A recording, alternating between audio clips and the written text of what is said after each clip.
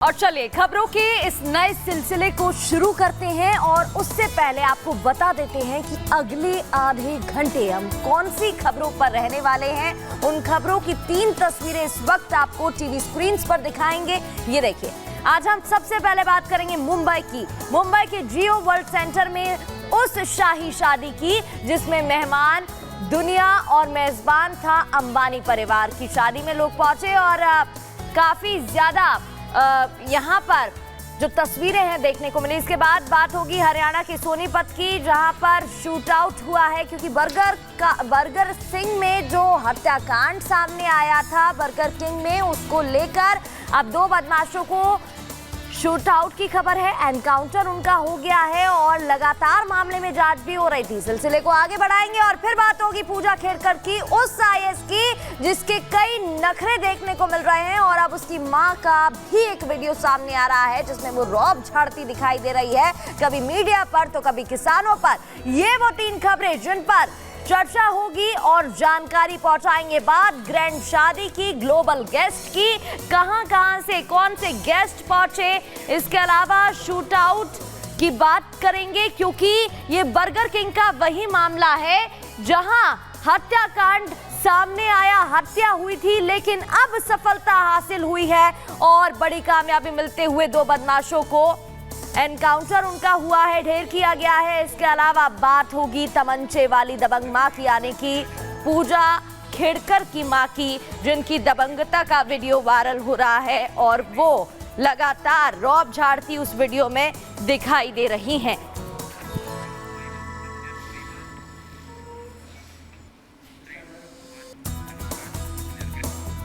तो इन 3 तस्वीरों के जरिए आपने देखा कि कैसे आज इन 3 बड़ी खबरों पर अभी इस बुलेटिन में हमारी नजर रहने वाली है। सबसे पहले बात करेंगे सोनीपत की, क्योंकि किस तरह से आपने देखा हत्या हुई और यहाँ पर अब पुलिस को एक बड़ी कामयाबी मिली है, हरियाणा एसटीएफ को एक बड़ी कामयाबी मिली। आपको और ज्यादा जानकारी अपने ग्राफिक्स के जरिए देते हैं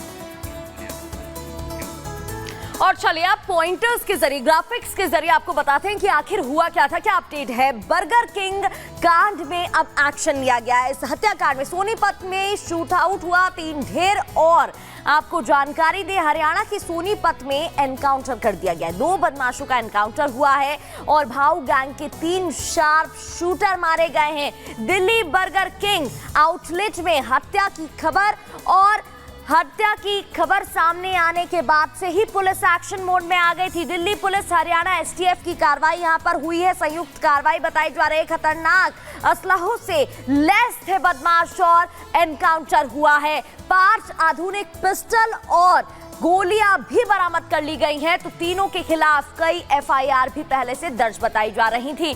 इसके अलावा मुठभेड़ हुई, मुठभेड़ में एक पुलिसकर्मी भी घायल बताया जा रहा है, जहां एनकाउंटर की भी दूसरी ओर खबर सामने आ रही है। बिल्कुल, और देखिए प्रगति ने आपको बताया कि कैसे कैसे पूरा मामला सामने आया। हरियाणा के सोनीपत में दिल्ली पुलिस की क्राइम ब्रांच की टीम और हरियाणा एसटीएफ ने ज्वाइंट ऑपरेशन में 3 बदमाशों को ढेर कर दिया।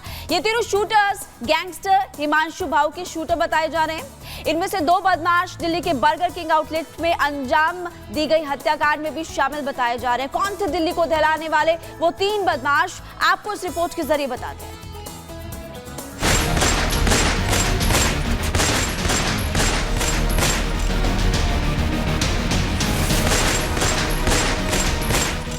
बर्गर किंग हत्याकांड में एक्शन, हरियाणा के सोनीपत में शूट आउट, भाऊ गैंग के 3 शार्प शूटर ढेर।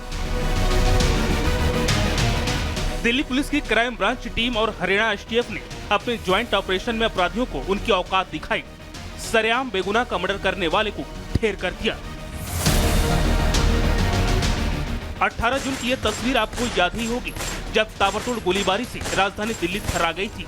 बाइक सवार 3 शार्प शूटरों ने राजौरी गार्डन में बर्गर किंग आउटलेट में ताबड़तोड़ 40 राउंड फायरिंग की थी। इस फायरिंग में 26 साल के अमन की मौके पर ही मौत हो गई थी। घटना का सीसीटीवी फुटेज सामने आया था, जिसमें बदमाश बेखौफ होकर अमन को गोली मार रहे थे। बर्गर किंग आउटलेट में हुई हत्या में शामिल 19 शार्प शूटरों को पुलिस ने सोनीपत में मार गिराया गया। दिल्ली पुलिस की क्राइम ब्रांच टीम और हरियाणा एसटीएफ ने सोनीपत में इन 3 गैंगस्टर का एनकाउंटर कर दिया है। सोनीपत के खरखौदा में पुलिस की बदमाशों के बीच मुठभेड़ हुई। यहाँ दोनों तरफ गोलियां चली। जिसमें पुलिस ने तीनों अपराधियों को मार गिराया। शूटआउट में मारे गए तीनों बदमाशों की पहचान आशीष कालू, विक्की रिधाना और सनी गुज्जर के रूप में हुई है। जानकारी के मुताबिक मारे गए तीनों गैंगस्टर अमेरिका में बैठे वांटेड क्रिमिनल हिमांशु भाऊ के आदमी थे। हिमांशु भाऊ के खिलाफ इंटरपोल ने रेड कॉर्नर नोटिस जारी किया हुआ है। एनकाउंटर के बाद बदमाशों की जेब से 19 जिंदा कारतूस मिले हैं, जिसमें आशीष के पास 7 गोलियां, विक्की के पास 6 गोलियां और सन्नी गुज्जर के पास 6 गोलियां बरामद हुई हैं। पुलिस ने तीनों के पास से आधुनिक पिस्टल भी बरामद किए हैं। इस शूटआउट में एक एसआई अमित घायल हुए हैं। बर्गर किंग कांड की जिम्मेदारी खुद गैंगस्टर हिमांशु भाऊ ने ली थी और सोशल मीडिया पर पोस्ट कर बताया कि वो उसके करीबी सहयोगी शक्ति दादा की हत्या का बदला था। बता दें कि हिमांशु भाऊ नाम का ये गैंगस्टर लॉरेंस बिश्नोई गैंग का प्रतिद्वंदी है और दिल्ली हरियाणा के आसपास कई हिंसक वारदातों को अंजाम दे चुका है। शूटआउट में शार्प शूटर को ढेर कर दिया गया, लेकिन वो मिस्ट्री गर्ल जिसने अमन को वहां बुलाया और शार्प शूटरों ने ताबड़तोड़ फायरिंग कर सिर्फ अमन को मौत के घाट उतारा, वो अभी भी सवालों के घेरे में है। आखिर कौन है वो लड़की और कहां है? Bureau report, Republic Bharat.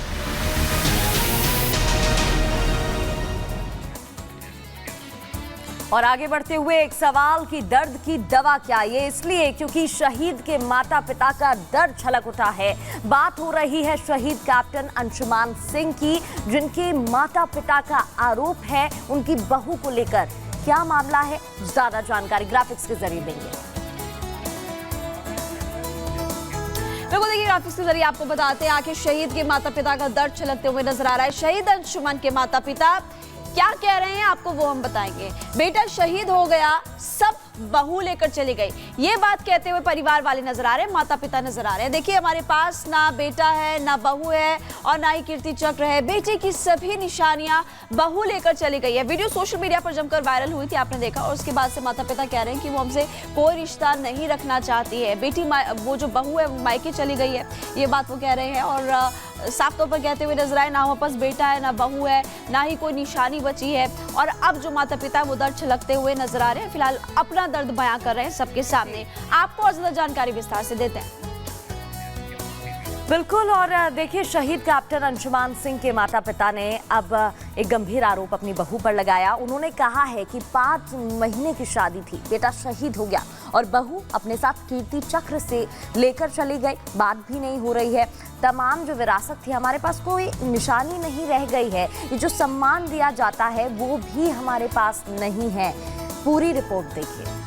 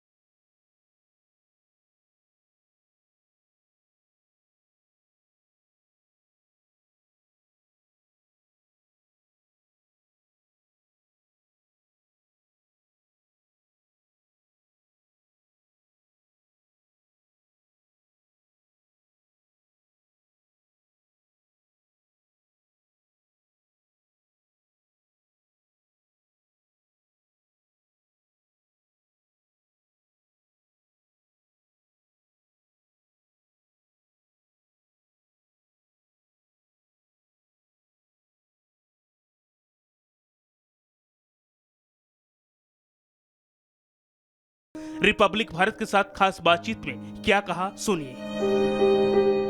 कि बेटे को लेकर पूरे देश ने सम्मान दिया है, कहीं ना कहीं देवरिया का नाम था, उसका एड्रेस क्यों चेंज कराया गया, क्या लगता है? ये मुझे राष्ट्रपति भवन गया तो मुझे पता चला कि उन्होंने 5 फरवरी 2024 को एड्रेस अधिकारी का चेंज करा दिया। तो मैंने पूछा तो बताया गया कि वो एनओके हैं और एनओके चाहे तो एक एप्लीकेशन से चेंज करा सकती हैं। मैंने कहा लेकिन मेरी आइडेंटिटी को आपने छीन लिया, ऐसा नहीं होना चाहिए। वो अपनी कम्युनिकेशन एड्रेस या अपने रेजिडेंशियल एड्रेस को चेंज कराएं। अब बताएं कि वो अगर कल को ऑस्ट्रेलिया जा रहे हैं तो ऑस्ट्रेलिया जाने के बाद उस एड्रेस का क्या औचित्य है। बस यही था।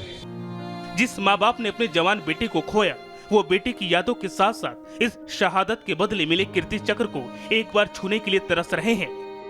शहीद के पिता का कहना है कि सरकार से उनकी कोई मांग नहीं है, लेकिन इस कीर्ति चक्र की रेप्लिका उन्हें भी मिलनी चाहिए। सरकार से पुरस्कार को लेकर कोई मांग नहीं है। सरकार ने जो हमको दिया वो बहुत दिया। मैं उस याद के सहारे, उस सम्मान के सहारे बहुत फ़ख्र के साथ जीऊँगा। लेकिन हाँ, मैंने इस बेटे की बस्ट पे लगाने के लिए कहा था, उन्होंने नहीं दिया, इसका तकलीफ ज़रूर है।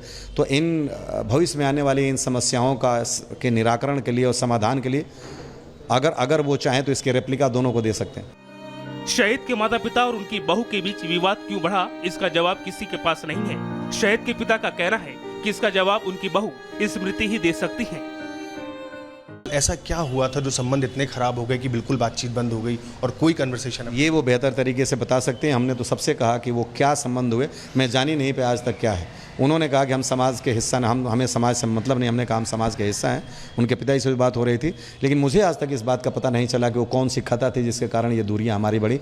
हमें भी बता देती तो शायद मैं धन्य हो जाता। शहीद अंशुमान को याद कर उनकी मां की आंखें भर आती हैं। एक जवान बेटे को खोने का दर्द एक मां ही समझ सकती है। बेटा तो गया, अब बेटे की यादों से भी दूर कर दिया गया।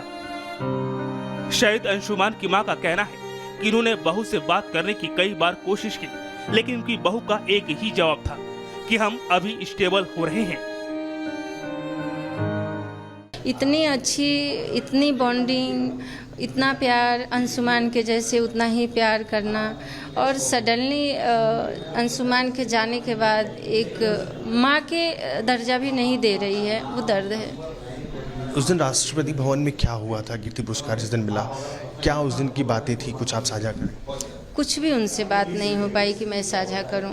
मैं जितना आपको दिख रहा उतना ही है, और मैं तो कोशिश करी होगी अपनी तरफ से बात करने। हम लोग बहुत कोशिश किए हैं बात करने के लिए, बैठ के सीओ साहब भी बात करवाए। उनका यही सेंटेंस एक था, पूरे 19 जुलाई से उनका यही सेंटेंस था कि हम स्टेबल हो रहे हैं, अभी हम स्टेबल। उनका एक ही सेंटेंस हमें साइलेंट करने के लिए। 5 जुलाई को कैप्टन शहीद अंशुमान को मरणोपरांत कीर्ति चक्र से सम्मानित किया गया था। शहीद अंशुमान की मां और उनकी पत्नी ये सम्मान लेने राष्ट्रपति भवन आई थी। राष्ट्रपति द्रौपदी मुर्मू ने अंशुमान सिंह की पत्नी स्मृति सिंह को कीर्ति चक्र से सम्मानित किया था। Bureau report, Republic Bharat.